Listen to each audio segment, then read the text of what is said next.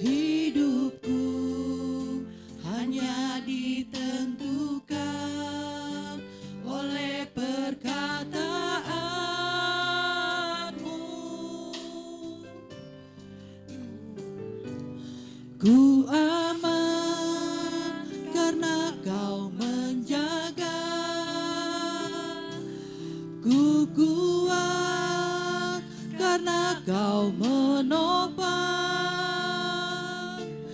Hidupku hanya ditentukan oleh kuasa bagi Tuhan. Bagi Tuhan tak ada yang mustahil. Bagi Tuhan tak ada yang tak mungkin. Mujizatnya disediakan bagiku. Ku diangkat dan dipulihkannya. Biarlah pujian ini menjadi doa bagi setiap kita. Saat kau berfirman,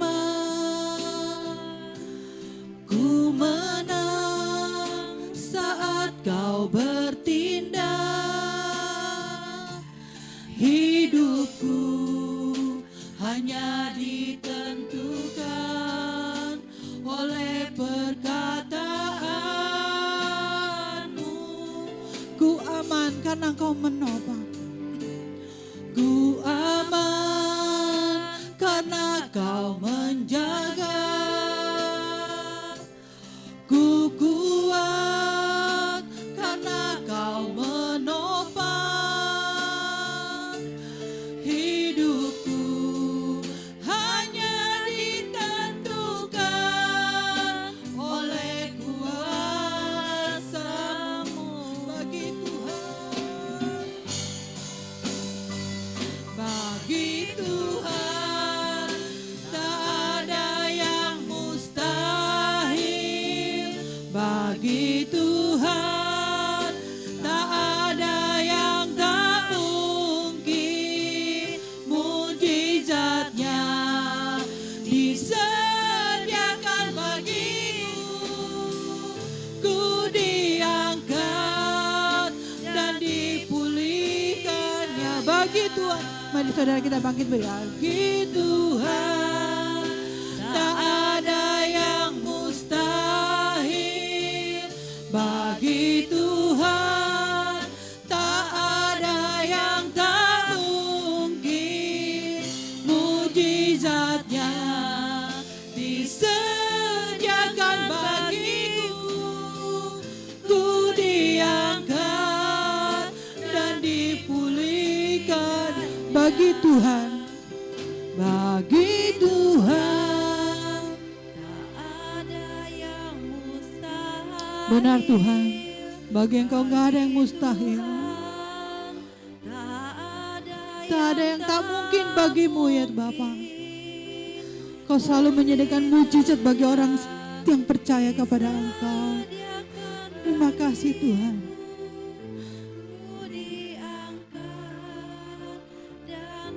Bagi Tuhan, bagi Tuhan tak ada yang mustahil. Bagi Tuhan. Biarlah pujian ini menjadi doa bagi setiap kita. Mujizatnya disediakan bagiku. Ku diangkat dan dipulihkan.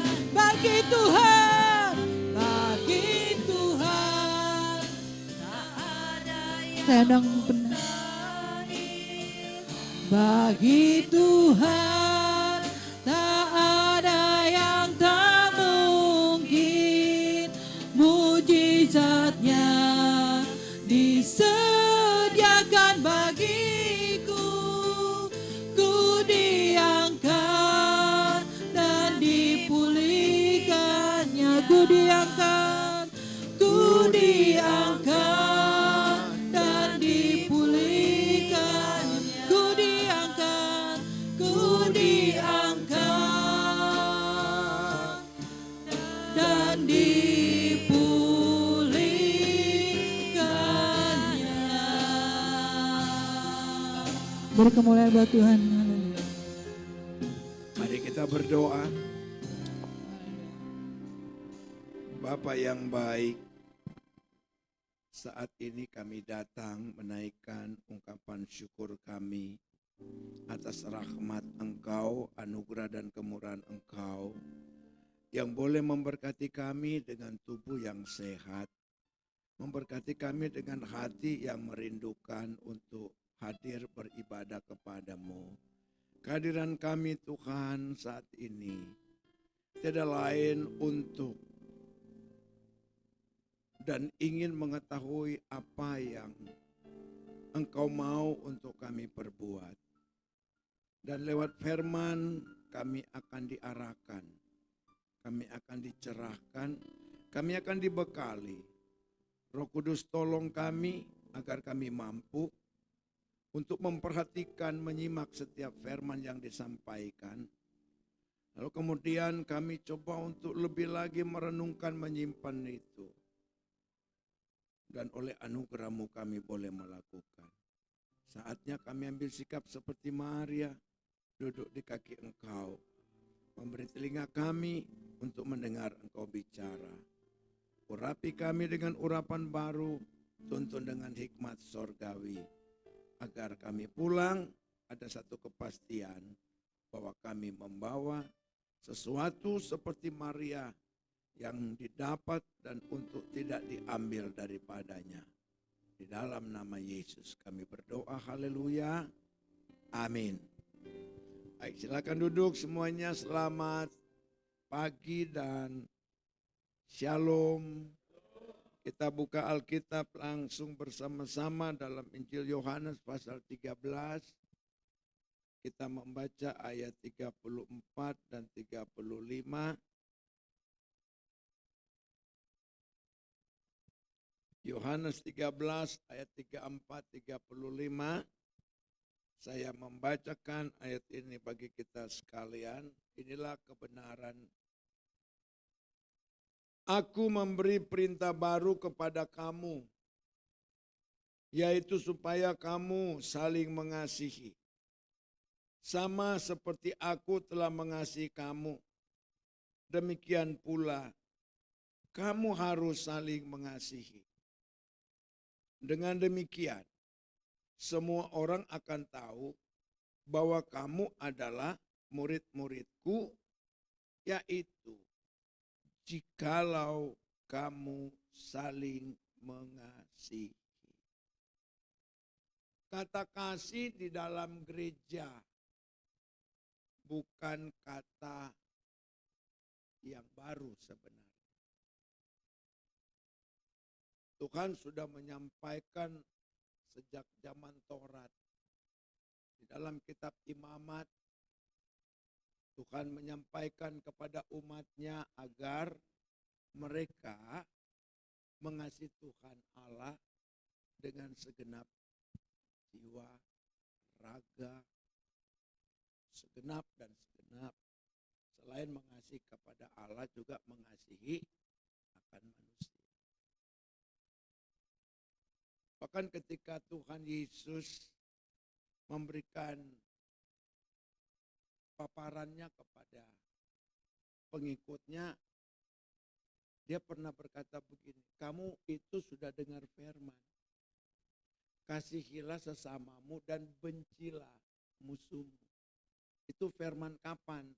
Firman yang belum mendapatkan penggenapan atau penyempurnaan. Berarti firman itu kutipan dari Taurat, kutipan dari kitab para nabi. Kamu telah mendengar firman. Ahli Taurat ngajarin gitu kan. Kamu telah mendengar firman. Firmannya seperti apa? Kasihilah sesamamu dan bencilah musuhmu. Nah, itu Taurat. Karena Taurat itu ganti gigi, ganti gigi. Mata ganti mata.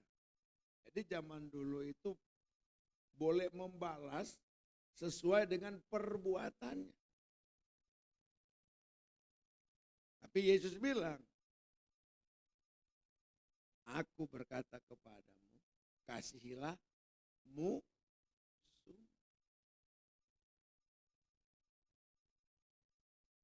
Ini wujud nyata orang Kristen.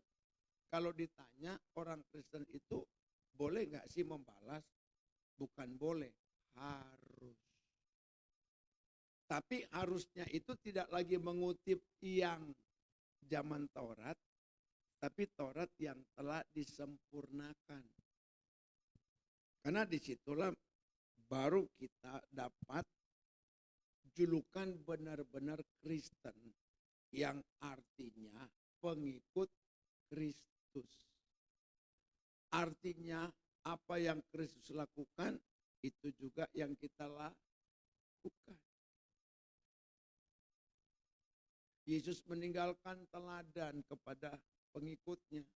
Nah, pengikutnya harus mengikuti teladan yang telah ditinggalkan Yesus. Disitulah baru kita mendapat pengakuan dari Yesus sebagai murid-muridnya, dan orang akan tahu seperti Kristen yang ada di Antioquia. Makanya orang Kristen itu harus membalas. Dengan dia membalas, di situ baru nampak, oh dia orang Kristen. Apa balasannya? Janganlah membalas kejahatan dengan kejahatan. Berarti membalas boleh enggak? Harus.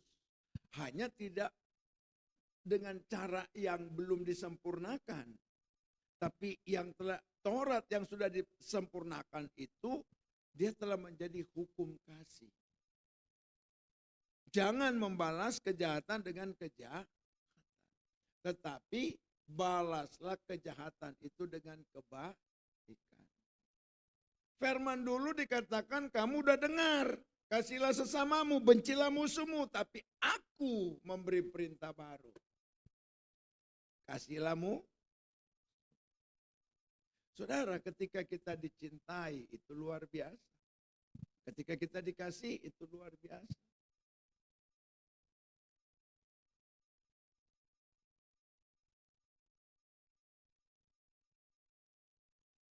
Lebih lagi kalau kita itu bisa juga mengasihi.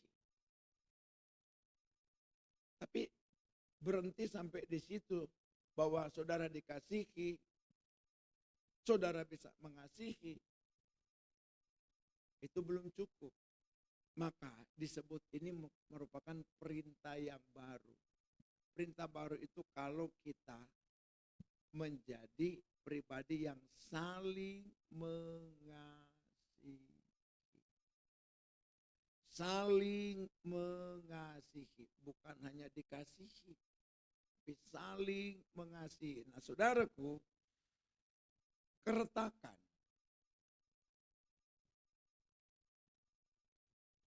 itu terjadi,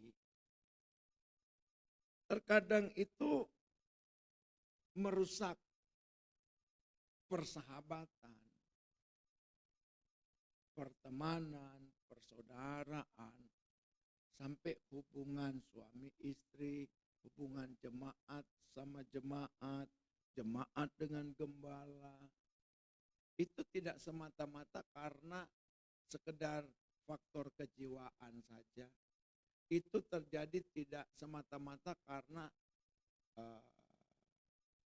mereka kurang berduit. Atau karena faktor finansial, faktor ekonomi. Tidak. Sebab kalau kita saksikan, orang-orang yang elit yang berduit, mereka ribut juga. Iya kan? Terjadi benturan, menimbulkan keretakan, bahkan keretakan itu sampai pada kehancuran dari benturan yang makin keras.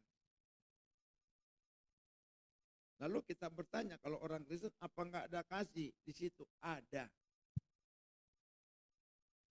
tapi kasihnya itu belum sesuai dengan apa yang Yesus mau, yaitu saling mengasihi.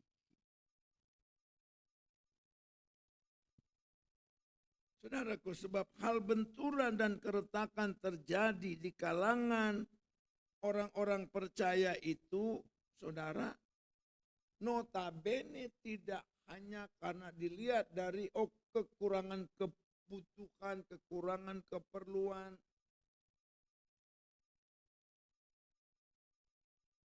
tapi justru tidak terbangun kekristenan yang sebenarnya.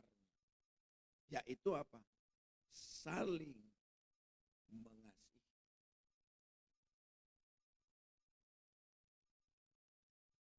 Maka kemudian saudaraku, menjadi hal yang penting untuk kita tidak sekedar tahu, melainkan harus memahami perkataan Tuhan Yesus yang katanya itu menjadi perintah yang baru. Apa bentuk, apa model perintah baru itu? Supaya kamu saling mengasihi. Lalu ada contoh enggak dalam firman Tuhan? Coba kita membuka Matius pasal 7 ayat 12. Matius pasal 7 ayatnya yang ke-12. Kebenaran berbunyi sebagai berikut. Segala sesuatu yang kamu kehendaki supaya orang perbuat kepadamu, perbuatlah demikian juga kepada mereka. Itulah isi seluruh hukum Taurat dan kitab para nabi. Pelaksanaan. Ketika kita mulai memberlakukan atau saya sebut ketika terbangun dalam kehidupan kita membina hubungan itu, entah di dalam bentuk komunitas, organisasi, di tengah keluarga, hubungan yang lebih sempit tapi lebih berbobot, yaitu kakak adik, orang tua dan anak, suami istri. Itu kalau terbangun sungguh-sungguh saling mengasihi, maka kita dengan mudah mempraktekkan Matius 7 ayat 12. Yang olehnya ayat itu berkata, kita telah terlibat melakukan seluruh perjanjian lama dari Kejadian sampai Maleakhi. Coba bayangkan, kitab yang jauh lebih banyak jumlahnya dari perjanjian baru, bisa kita selesaikan hanya dengan kalimat pendek terdiri dari 2 kata. Saling mengasihi. Contohnya begini, ketika saya menginginkan istri saya membuatkan saya sesuatu. Tidak mungkin saya sebagai suami tidak tahu apa yang dimaui, diingini oleh istri saya.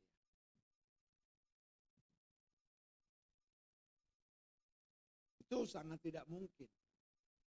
Saya membangun hubungan itu pasti ada yang terinventarisir di hati saya, tersimpan di hati saya maksudnya itu, dan juga terekam di pikiran saya, oh dia tuh maunya ini, dia mau ini.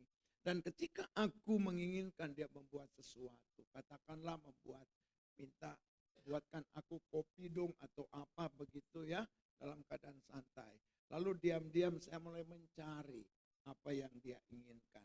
Sebelum apa yang saya suruh itu terrealisasi, dia sedang mempersiapkan. Lalu aku memberikan sebuah kejutan. Kamu mau yang ini kan? Kira-kira senang gak istrinya? Level ketika dia membuat kopi itu lebih daripada sekedar hanya kewajiban seorang istri membuatkan kopi kepada suami karena suami memintanya demikian. Ketika kita membangun saling mengasihi, berarti di sana itu tidak ada unsur saya jauh lebih penting.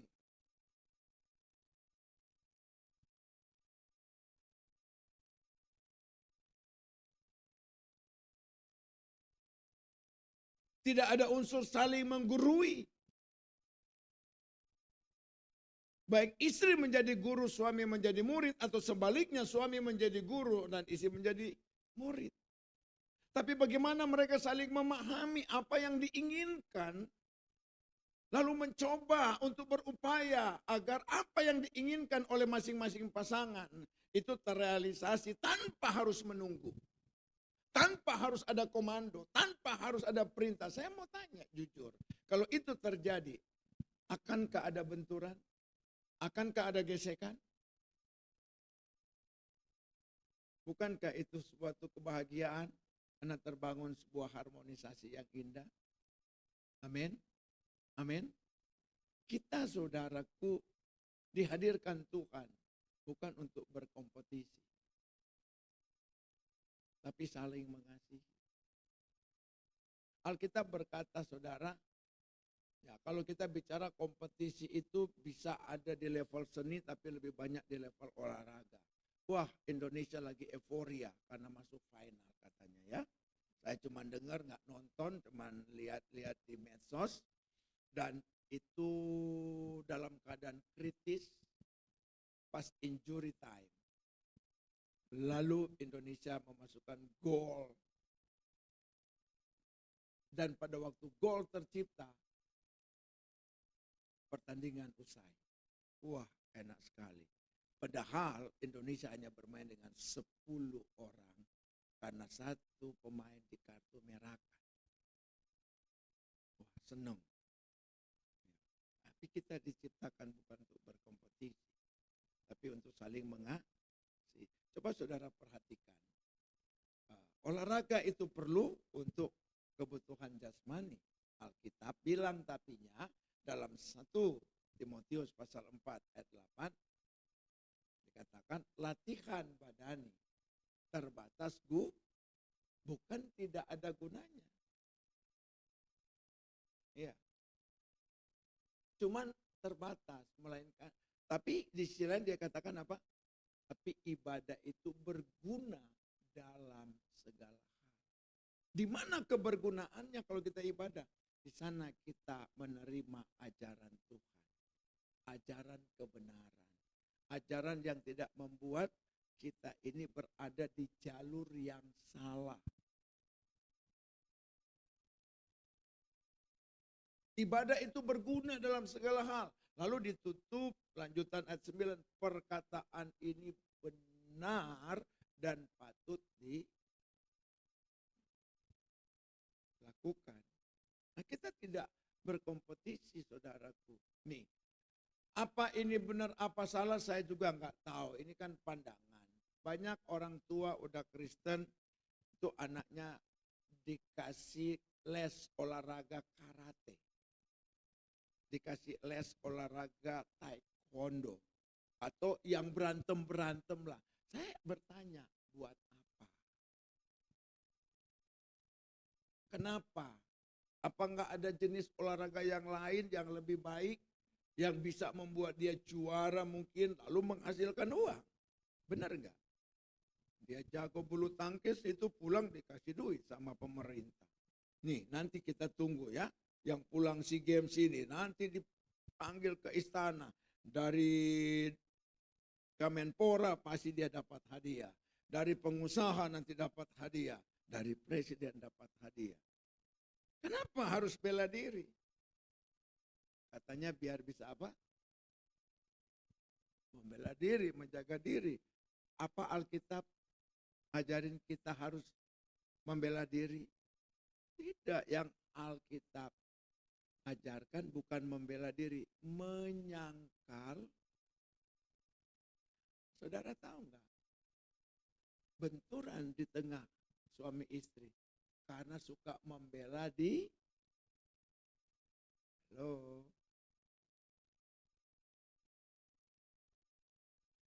Saya salah ngomong apa? Hah? Kalau kita semakin saling membela, kira-kira pertengkaran, pertikaian itu berhenti enggak? Berakhir enggak? Kapan dia berakhir? Ketika kita mau menyangkal. Makanya kan saya suka tanya gini, Pak, Bu, pikul salib itu enak apa enggak? Selalu dijawabnya apa? Enggak enak. Kalau ditanya lagi, kenapa jadi enggak enak? Berat. Lalu berapa kilo beratnya?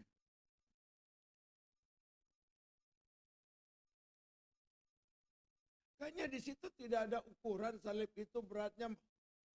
Kamu mau pilih salib yang mana? Ini ada yang 1 kilogram, ini yang ada 10 kilogram. Kalau kamu pikul yang 1 kilogram, nanti upahnya cuma seperti ini. Tapi kalau yang tidak ada seperti itu, bukan? Tetapi itu bukan wajib, tapi suatu kemutlakan bagi setiap orang percaya pikul salib. Tapi kenapa kita harus menolak untuk pikul salib? Ya karena kita tidak bisa menyangkal diri kita. Kita nggak bisa menerima kelemahan kekurangan kita yang terus kita lakukan pembelaan. Kadang-kadang jeleknya suami udah kepergok aja selingkuh, masih membela diri. Heran. Tapi saya dengar sekarang suami banyak mulai bertobat selingkuh. Karena yang leading sekarang yang selingkuh itu justru perempuan. Saya jadi takut mau beristri lagi. Kenapa? Jujur. Ada beberapa yang tampil, saya bilang saya nggak mau. Kenapa? Usianya terlalu tua bagi saya. Saya takut saya 20 tahun ngurus orang sakit. Dapat yang sudah tua, nanti saya urus lagi orang sakit. Kapan saya bahagia? Nah itu katanya salim. Bukan, itu bukan salim. Salah dewek milihnya. Lalu jujur loh, saya jujur. Saya dapat pacar, muda banget. Anak saya ngamuk. Banget mudanya, dia mau lagi. Ya sempat jalan. Saya takut lalu ibu gembala lihat di mall jalan, siapa itu muda sekali ya. Iya, sebab waktu jalan di mall dia gandeng saya. Gandeng bener. Saudara mau tahu usia berapa? Mau tahu enggak? Saya kasih tahu. Mau tahu enggak? 20-an tahun.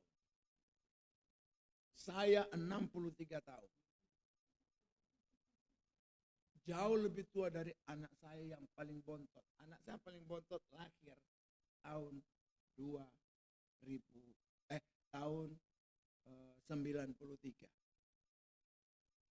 Yang kakaknya lahir tahun 88.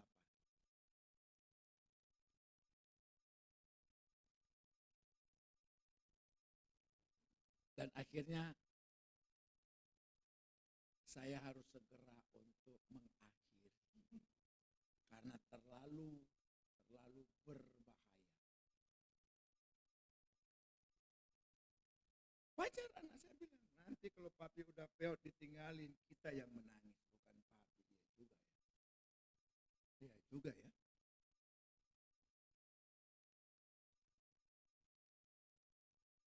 Kita harus menyangkal diri. Cantik. Semua orang bilang, ih cantik banget. Cocok.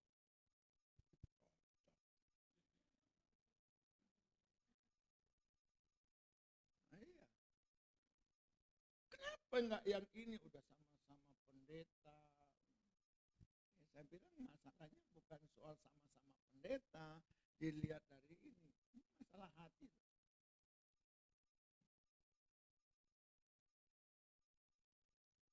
Makanya pergumulan saya, Tuhan, tingkatkan rasa cintaku hanya kepadamu. Di usia yang saya seperti ini, saya agak berat untuk, apalagi dengar terjadi banyak perselingkuhan, perempuan makin berani. Jadi trauma saya. Benar. Soalnya saya punya istri, aduh, saya bilang saya kayak bukan dapat manusia, dapat malaikat. Sebandel-bandelnya saya. Enggak pernah dia ngajak untuk ribut. Saya ngajak ribut, dia ngalah terus. Nah, cari yang model begini, langka banget. Itu kalau ada ini dimuseumkan, saudara. Tidak pernah akan ada benturan kalau kita tidak mau membela diri, tapi mau menyangkal diri. Gak ada yang bilang amin, susahnya minta ampun. Saudara, boleh nggak saya selingan dengan sebuah cerita? Cerita ini nggak keluar dari topik yang dibahas. Gini, ceritanya di sebuah kampung, di sebuah desa. Ini kan pinjam, ini cerita ada, bukan dari saya, ini ada, saya adopsi. Ya namanya kan pendeta kan, kalau dia lagi cari bahan, dia butuh ilustrasi, ya agar membuat kita bisa mudah nangkap dan mengerti. Di sebuah desa dan di sebuah kota kecil itu hidup suami istri tidak punya anak, belum punya anak. Ya. Namun mereka juga tidak tergolong orang berada. Artinya mau ini ada, mau itu ada, bahkan dikenal dengan serba kekurangan. Jadi yang menonjol dari keluarga ini yang diketahui oleh orang sedesa dan sekampungnya, pertama keluarga ini adalah keluarga yang serba kekurangan. Pertama. Yang kedua, keluarga yang tidak pernah terdengar ada keributan, apalagi gegeran. Semua orang melihat, menjadi iri melihat keberadaan suami istri ini. Kalau mereka keluar jalan itu begitu harmonis, penuh dengan senyum, ya, melihat orang dengan senyum, tidak dengan kecurigaan segala macam. Kira-kira itulah tampilan keluarga itu yang dilihat dari hari keseharian, minggu, bulan, tahun. Makanya terekam, ini keluarga yang paling berbahagia di kampung ini.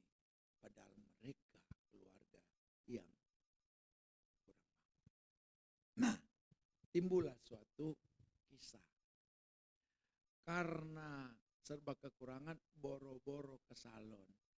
Sehingga sang istri punya rambut itu secara tidak sengaja itu terpelihara sampai panjang banget. Panjang banget. Nah, isinya itu entah habis keramas atau gimana gitu loh ya. Jadi cuman sisirnya pakai dia punya tangan aja. Karena sisir pun tidak punya. Saking kekurangan. Lalu dia utarakan keinginannya itu sama suaminya. Suamiku, aku ingin menyampaikan permintaan. Boleh nggak? Oh ya boleh. Tuh. Kamu minta apa? Saya akan berusaha. Sedapatnya saya akan penuhi. Aku nggak minta macam-macam. Aku tuh cuma pengen minta sisir, diberikan sisir. Agar rambut saya bisa saya rapikan. Ya biar kamu mungkin lebih enak ngeliatin saya. Gitu kan? Berlebihan nggak minta sisir rambutnya yang udah panjang? Ya.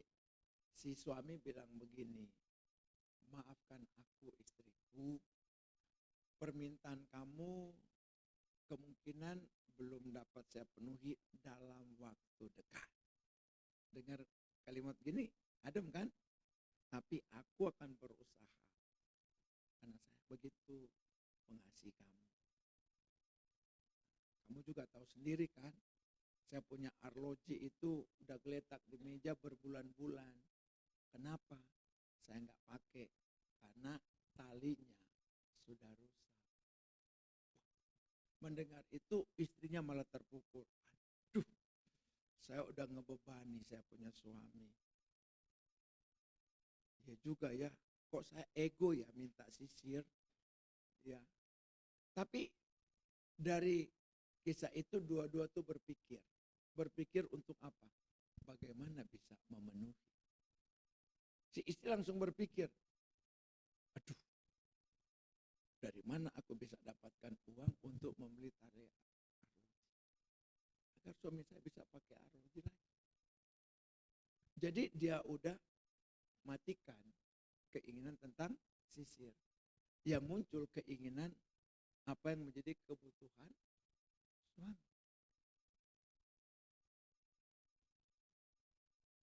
Suami juga putar otak. Suami macam apa aku ini? Hanya soal sisir, kalau sampai aku nggak bisa. Ini kata Roma Irama benar-benar keterlaluan. Jadi berpikir kedua orang. Lalu satu ketika suaminya pamit mau pergi keluar. Dia ambil dia punya arloji. Bawa keluar. Apa yang dia lakukan? Dia tawarkan. Sedapatnya ini arloji bisa dibarter dengan sebuah demi memenuhi kebutuhan orang yang dikasihinya. Pada waktu keluar, istrinya juga ikut keluar. Tahu nggak istrinya kemana? Pergi menjual rambut. Dan laku. Lalu diberikan tali arloji. Jamnya juga laku. Dan dibeli sisir. Suaminya senang sekali. Senang. Begitu dia punya sisir, dia begitu excited. Secepatnya dia ingin memberikan kepada istri. Sisir itu.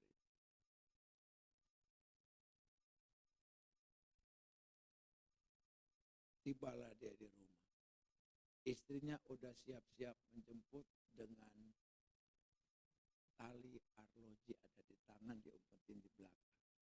Suaminya juga pas datang juga tangannya umpetin di belakang. Alangkah kagetnya suaminya. Begitu masuk rumah, dia kaget. Kenapa kaget? Karena dia melihat kok istrinya rambutnya tinggal segini.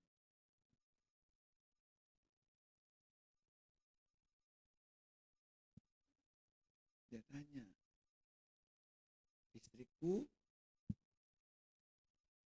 kamu kemanakan rambut kamu itu? Kenapa tinggal pendek? Lalu istrinya nggak jawab.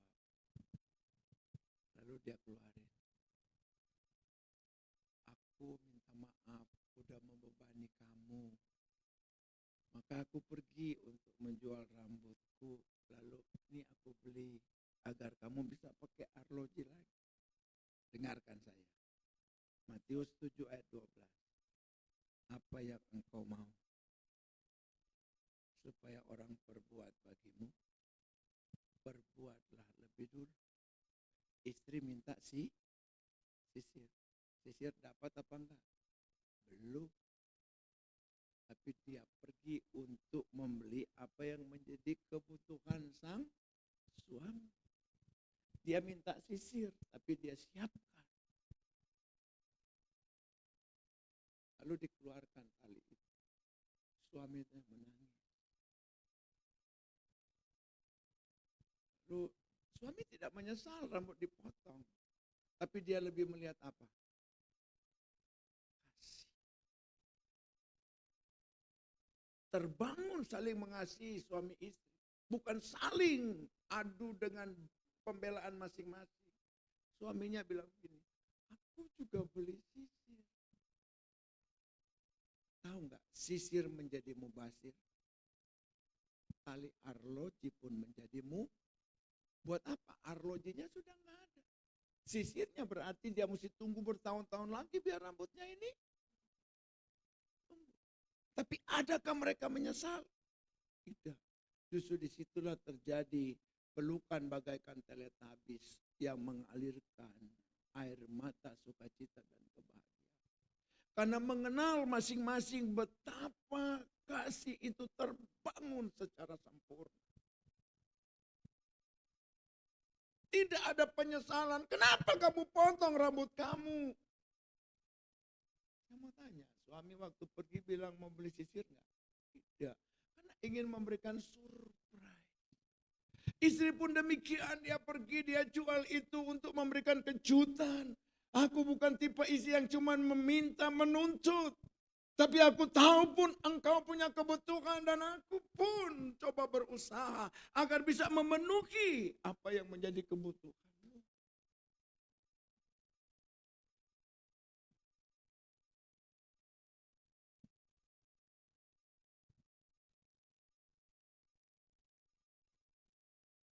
Bapak dan Ibu, saya cuma ada 3 poin untuk memenuhi ini terrealisasi. Pertama, janganlah membangun kasih di antaramu dengan menggunakan kata sambung kalau. Tidak pernah akan sukses. Istriku, kalau kamu seperti ini dan begini dan begini, kasihku tidak pernah akan beranjak. Kalau Tuhan mengasihi kita tidak menggunakan kata kalau. Tapi saya menggunakan kata ekstrim. Walaupun Anda brengsek, walaupun Anda bejat, walaupun Anda kotor, aku Tuhan tetap mengasihi. Amin. Siapa yang hadir merasa tidak brengsek? Sudah merasa yang paling suci? Coba kita renungkan, kita rewind, gak usah terlalu jauh 1 minggu ke belakang. Terlalu banyak yang olehnya kita datang kepada Tuhan untuk minta ampun. Amin Bapak Ibu. Walaupun engkau seperti itu, kasih aku tidak pernah beranjak.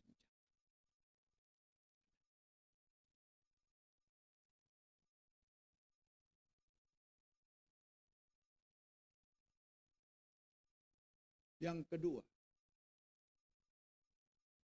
sebuah ayat saya tidak sebut di mana, tapi dengarkan kalimat. Apa yang engkau perbuat, perbuatlah itu seperti engkau perbuat untuk Tuhan. Jadi semata-mata engkau membangun kasih, sebut kata yang paling gak enak, karena elu.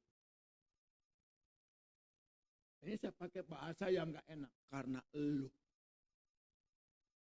Aku berbuat itu karena Tuhan.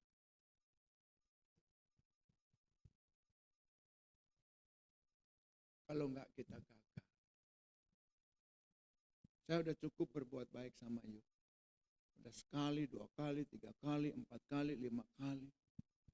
Tuhan suruh kita berbuat mengasihi orang berapa kali? Tuhan suruh kita mengampuni orang berapa kali? 7 kali 7. Bagi saya itu udah gak kehitung. Dalam berapa lama? Seumur hidup kita, atau dalam jangka waktu 1 tahun. Bahkan ada pendeta lebih ekstrim, dia bilang, itu harus terjadi dalam setiap jam. Artinya, tidak ada waktu yang kita lewatkan tanpa mengampuni. Apalagi orang itu yang kita sebut kita sayang, kita cintai, kita kasihi. Kalau kita lebih mengedepankan untuk membela diri, bukan menyangkal diri, kita semua akan gagal. Ini perintah baru. Aku memberi kamu perintah yang baru. Nah, seandainya kita sudah tidak menggunakan kata kalau, kita sukses menggunakan kata walau. Yang kedua, kita sukses karena dia aku melakukan itu. Amin. Sampai di sini udah bagus, tapi masih ada satu kata. Dalam mempertahankannya. Kata itu bernama konsisten.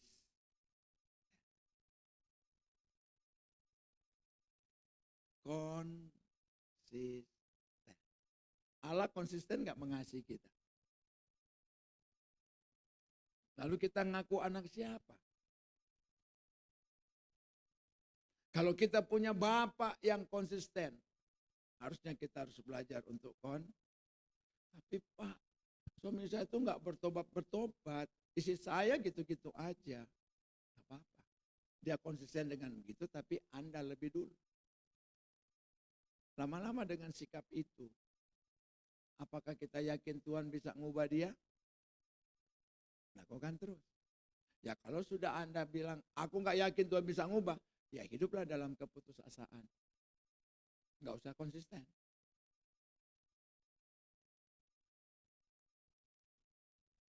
Mungkin ini khotbah saya yang terpendek.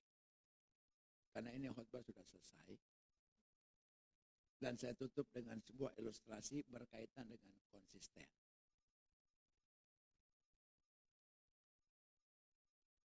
Saya mulai tahu diri khotbah di sini. Walaupun tidak semua, tapi ada yang bilang, aduh Pak Noldi itu kalau khotbah kenapa ya panjang. Nah, saya pernah dengar itu. Nah sekarang saya singkatin. Dan kali nanti dipanjangin. Dan kali disingkatin. Ganti-gantian ya. Apa? Namanya aja mengakomodir. Ya. Saya juga pengen disebut pendeta yang agak tahu diri. Ya, enggak cuek bebek. Nah, saya mulai dengan sebuah ilustrasi konsistennya. Jadi, kalau kita membangun kasih ada berapa poin? 3. Pertama apa?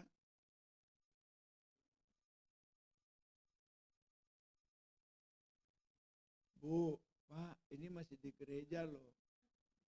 Belum di jalan, apalagi di rumah, apalagi besok. Masih di gereja loh.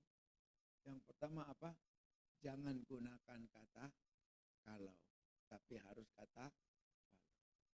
Walaupun kamu kayak apa, apalagi udah jadi istri, apalagi udah jadi suami, apalagi udah jadi mama, apalagi udah jadi papaku, apalagi udah jadi anakku, apalagi udah jadi mertuaku, apalagi udah jadi mantuku. Walaupun kamu kayak apa, aku tetap mengasihi.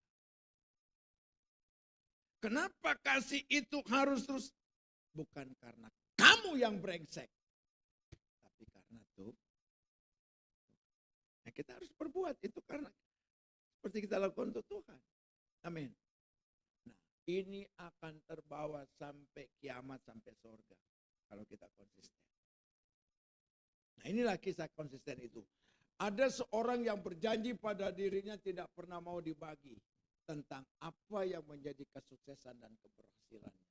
Jadi seorang ini dikenal sukses, membangun berbagai macam bentuk usahanya. Sukses, tapi pelitnya minta ampun. Dia nggak mau bagi karena alasannya aku tuh cuma tahu melakukan, berbuat, praktek. Kalau suruh ngomong susah.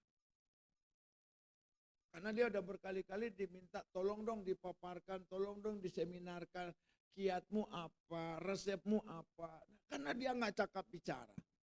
Nah, kita nih kadang-kadang cuma cakap bicara aja tapi nggak ada hasil.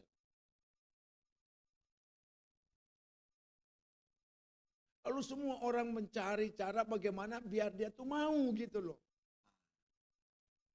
Lalu ada yang usul begini, tolong cari tahu. Siapa teman yang paling dekat? Sebab biasanya teman yang paling dekat membuat dia tidak berdaya. Segenlah, sungkanlah. Nah inilah yang ilustrasi itu menggunakan kata kedua.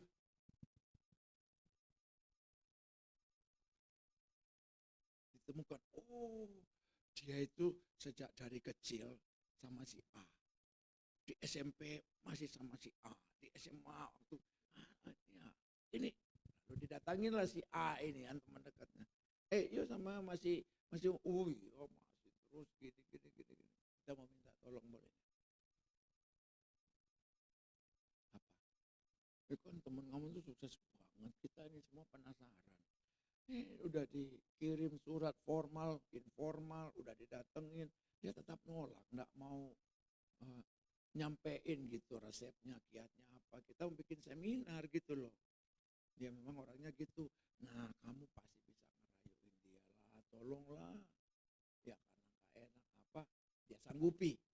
Walaupun nggak janji dia akan oke atau tidak, tapi saya akan berusaha. Lalu upayanya itu tidak sia-sia. Tiba-tiba yang sukses ini mau. Tahu nggak dia bilang gini. Gua lakukan itu karena lu. Nah, lu itu saya mengutip tadi kata firman seperti yang kau lakukan untuk. Jadi engkau mau mengasihi walaupun dia seperti itu. Bukan karena dia seperti itu. Tapi karena Tuhan. Amin. Amin. Nah, lanjut nih kisah ini. Karena yuk. Sampaikan. Dibentuk panitia. Cetak flyer. Tentukan tanggal bulan. Wah, orang antusias. Akhirnya senang mereka. Dia mau juga berbagi gitu. Lalu apa? Anehnya dia bilang sama panitia, aku minta martil dan batu. Batu itu kira-kira ukurannya itu setengah kepala normal. Enggak gede, enggak kecil. Siapkan sebuah meja di sebuah podium. Taruhlah di situ batu dan martil. Lalu batu itu ditaruh di suatu tempat, dikonek dengan digital. Jadi nanti batu itu akan memperlihatkan angka di situ.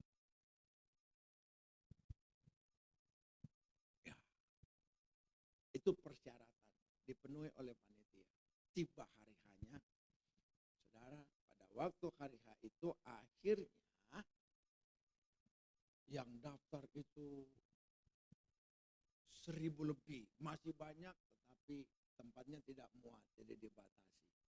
1.000-an orang yang hadir. Wah, dengan antusias mereka mau dengar.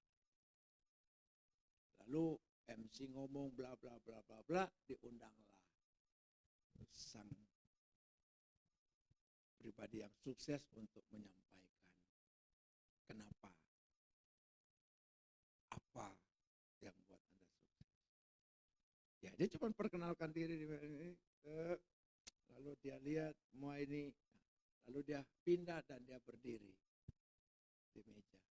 Dia ambil martilnya sesuai dengan permintaannya dan dia mulai memukul batu itu. Pukulan itu lalu terlihat di layar yang udah dikonek. 1, 2, 3. Ini dengan tegang, awalnya ini kok belum ngomong gitu loh ya. Pukulan 100, 200, 300, tahu-tahu peserta udah mulai meretel atu-atu. Bosan. Nggak ngomong apa-apa, cuman ngomong perkenalkan diri doang. Terus mukul, begitu sudah menunjukkan 500, 600 pukulan, saudara tahu nggak? 1.000 orang udah nggak ada di ruangan. Saya percaya saudara kalau ada di situ kira-kira masih nunggu apa enggak? Hah? Masih nunggu apa enggak? Hah? Tahu-tahu 1.000 lebih. Singkatnya yang tersisa tinggal 10 orang. Yang masih penasaran. Apa sih yang akan terjadi? Dia cuma gitu-gitu aja. Pukul. Pada pukulan ke-1.000 hancur batu itu. Yang saksikan berapa orang? 10. Setelah hancur dia berhenti. Dia tanya sama, kemana yang lain? Mungkin bosan. Kenapa kalian masih bertahan? Penasaran. Dalam kepenasaran apa yang kalian saksikan? Ya Bapak mukulin batu terus. Lalu batu itu aku pukul, jadi apa batunya? Hancur. Bagus. Berarti kamu mengikuti. Sekarang saya mau bertanya. Pukulan keberapa batu itu hancur?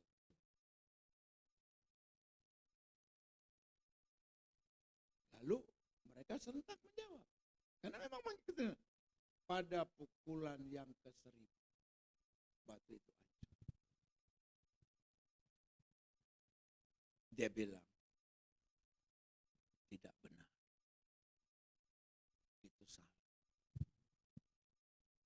Tapi pada pukulan ke-1.000 memang batu itu hancur.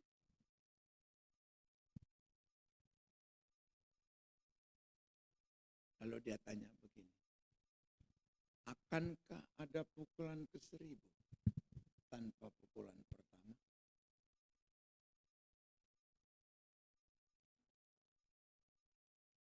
Akan pecahkah batu itu kalau aku berhenti? Berarti yang menghancurkan batu itu adalah pukulan keberapa? Ayo. Mikir. Kalau saudara nggak jawab, ini khotbah udah habis. Nggak pernah akan habis nih khotbah. Pukulan keberapa?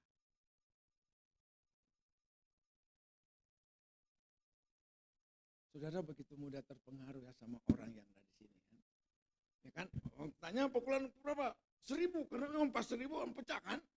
Lalu si peseminar bilang gini, akankah dia pecah kalau nggak ada pukulan yang pertama? Saudara ikut pukulan yang betul itu batu. Kita kan sedang bicara apa? Poin apa? Konsisten. Itu pukulannya nggak pernah kenceng, nggak pernah pelan. Gitu terus. Dari pukulan pertama sampai pukulan yang ke-10, berarti batu itu hancur di pukulan keberapa? Dari pukulan pertama secara konsisten sampai pukulan ke-1000. Nangkap? Kita membangun akan sia-sia. Mau kita lakukan untuk Tuhan. Walaupun apa, tapi semua akan pupus kalau konsistensi itu tidak terjadi.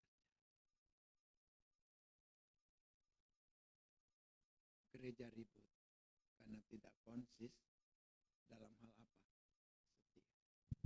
Perceraian terjadi karena ketidakkonsis, padahal mereka sudah berjanji seia sekata, sehidup semati.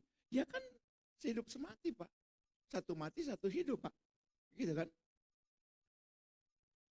Saudara, kata konsisten itu penting untuk kita renungkan.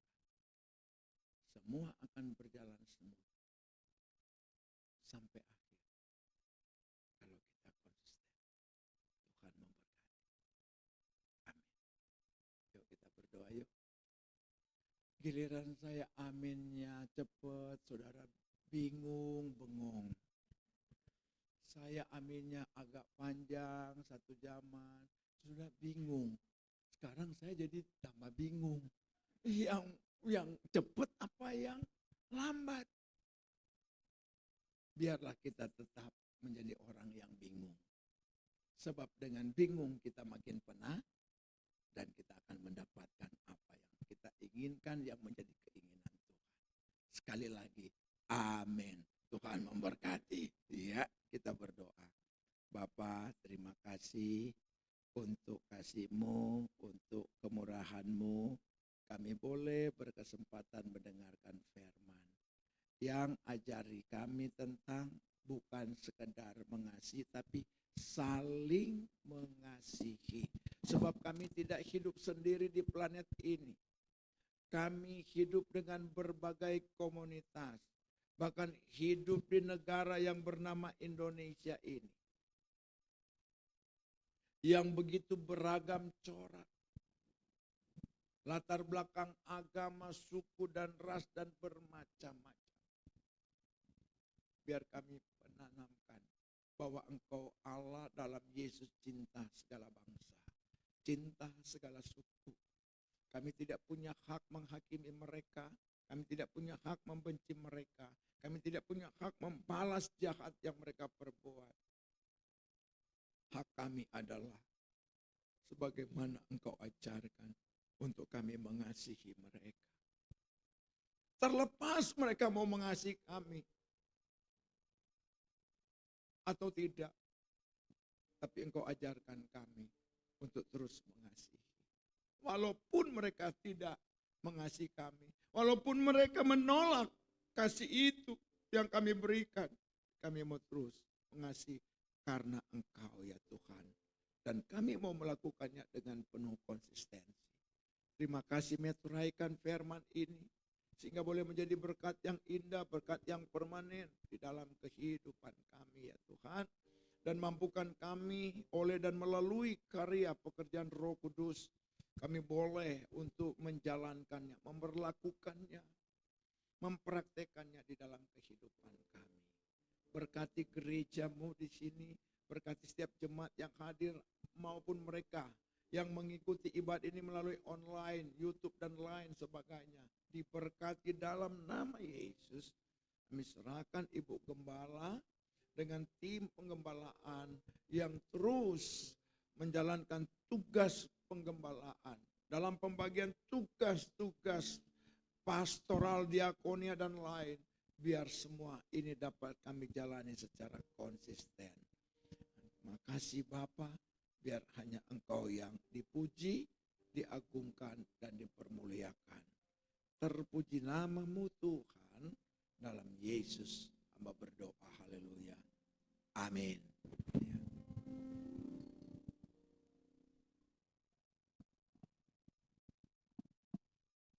Saudara diberkati dengan firman Tuhan. Terima kasih untuk Pendeta Pak Noldi atas pelayanan di tempat ini. Biar Tuhan memberkati Bapak, kesehatan Bapak dan pelayanan Bapak. Pak Kris mau nambahkan? Ibu? Tidak ada. Ya, saatnya kita memberi persembahan, kita berikan yang terbaik. Saya minta Pak Rines untuk berdoa.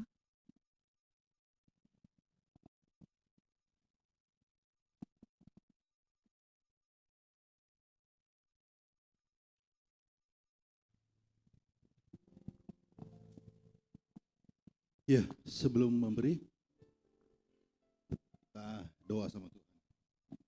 Puji Tuhan, kami diberkati oleh firman Tuhan. Ajar kepada kami Tuhan selalu konsekuen dalam hal mengasihi Tuhan. Terima kasih Tuhan. Kami percaya Tuhan, kami hanya bukan punya kasih, tapi kami punya iman, pengharapan dan kasih kami semakin hari semakin melimpah dalam kehidupan kami. Sehingga dengan adanya Tuhan, kasih ini Tuhan, bukan hanya sebatas live service, tapi kami praktekkan dalam kehidupan kami. Sehingga Tuhan, kami menjadi anak Tuhan yang selalu konsekuen dalam kami mengikut Tuhan. Terima kasih Tuhan, Engkau pakai hamba-Mu Tuhan, yang sudah memberkati kami.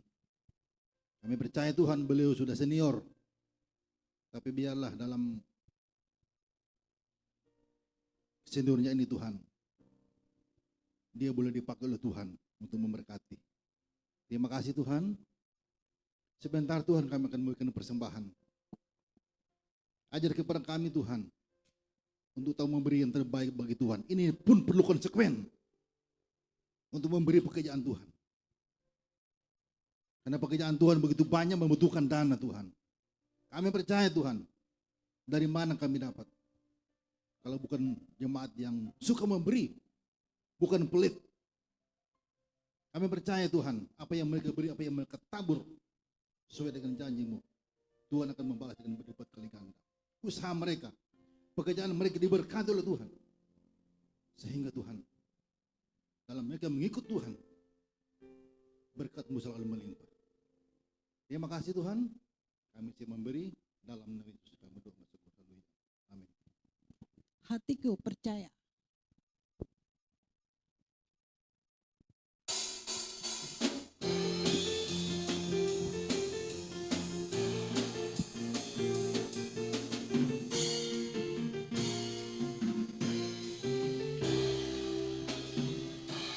Tuhanlah kekuatan dan mazmurku.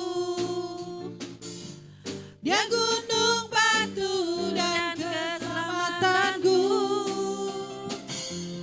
Hanya padamu hatiku percaya. Kaulah menara dan kota perlindungan. Ku mau selalu bersyukur. Yuk kita bangkit berdiri. Tamu padaku takkan pernah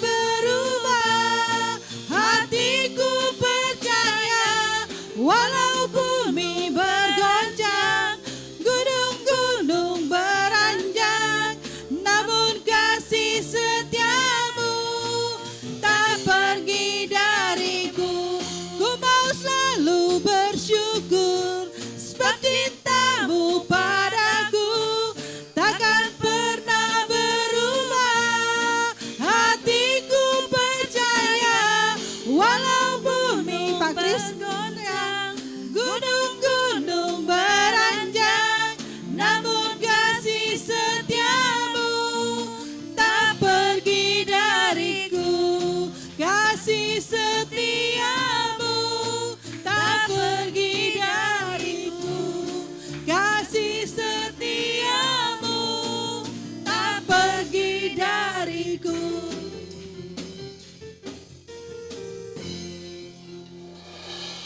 Puji Tuhan, kita diberkati ya dengan firman Tuhan ini.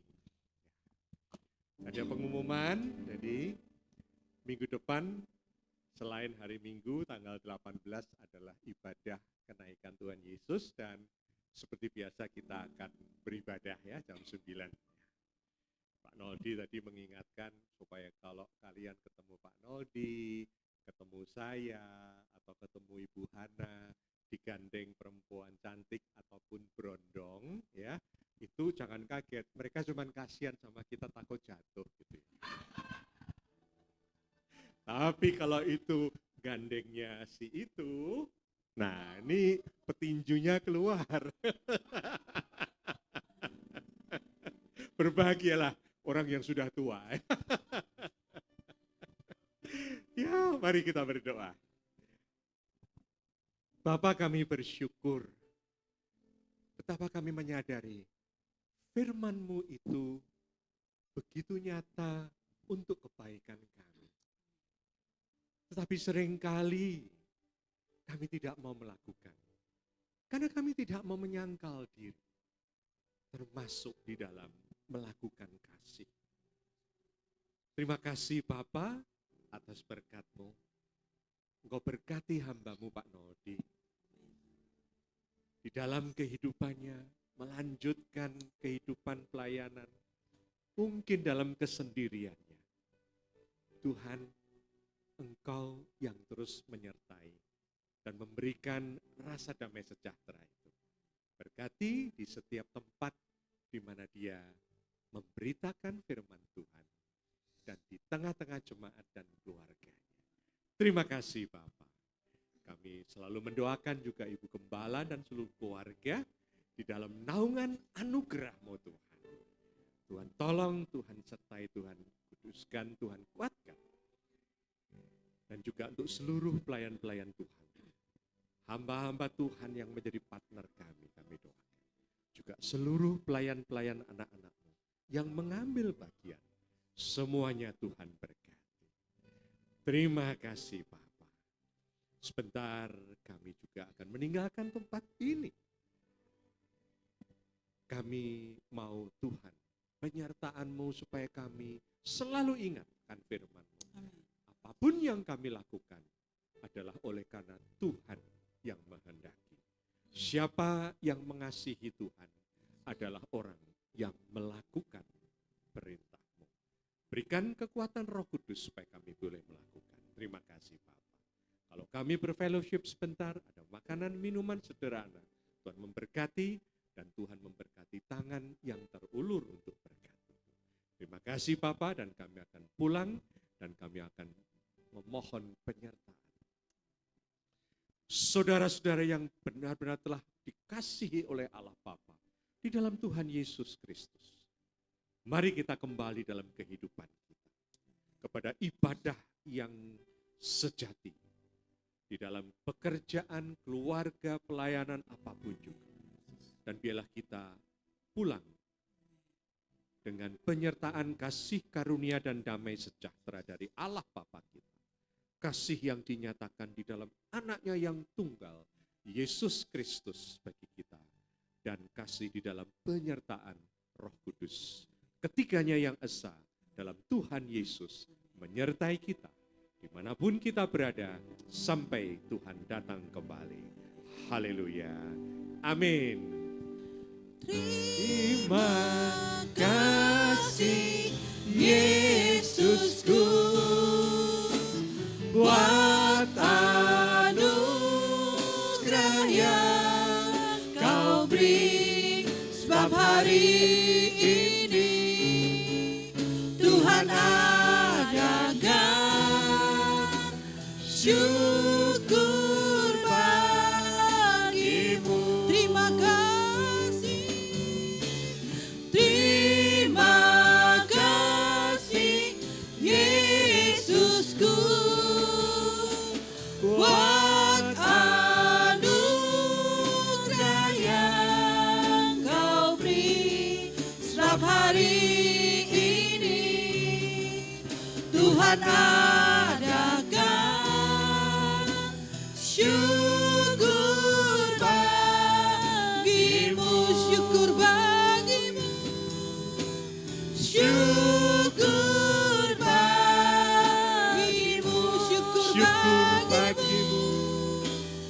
syukur bagimu.